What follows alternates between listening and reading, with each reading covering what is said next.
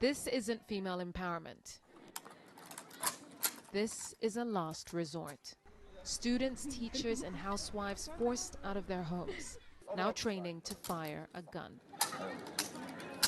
Driven by the horror of their new reality and the little chance of leaving this country. Why have you come to this training? We've come to protect ourselves, our children, all we stand for against all we've seen, she says. We've seen so much. It's an insane tragedy. She says her nephew was killed by the RSF and that they abducted her niece. The military is yet to restore their old lives. Destroyed by the militia, the army itself once partnered and trained.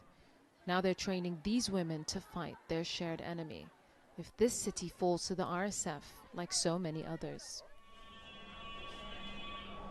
Tucked in the corner of a military hospital is a dark picture of civilian recruitment. A bullet hit his spine through his shoulder, and the only movement left is in his face. He's 18 and he signed up, he says, because living conditions are so tough that he needs the pay. And now he's paralyzed, potentially for life. Did you see it coming, I ask. You don't see a bullet coming, he says. You just hear the sound and then it hits you.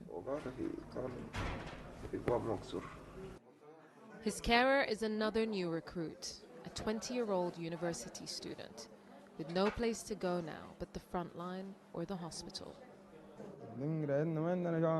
We would be studying right now. We never had anything to do with the military. It wasn't even on our minds. But the RSF treated us in the most inhumane way, like we are dogs. They're here from battlegrounds all over Sudan, and the loss of blood has come with the loss of loved ones, ambushed in their homes by the RSF in pillaging of the worst kind. Civilian hospitals are heaving too, and the grief of dispossession is making illness even harder to fight. I have nothing. They took everything in my home. Fridges, washing machines, air conditioners, motors, cupboards and beds. Everything.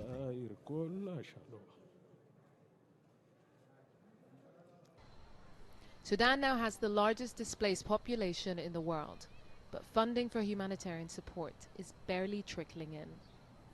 You know, when you look at what's happening in the Middle East and Gaza, when you look at what's happening in Ukraine, there's a lot of competing demands for limited donor dollars. Sudan is the biggest humanitarian crisis we have today, and we desperately need international support. For now, every free space is a shelter, and everyone we speak to is longing to leave. Syrians who came to Sudan for safety from their own war, struggling to resettle again after another traumatic upheaval. And the family they've made here, displaced many times in this war alone. In a split second, everything was destroyed, she says. Schools have been closed for the 10 months of this war, and they too have become shelters. But little aid makes it here, even as terror gives way to despair. The RSF were abducting children in the area, says Najla. They even took my neighbor's children. They jumped my wall, broke down my door, and forced me out at gunpoint. I've come to this displacement center with 2 asthmatic children.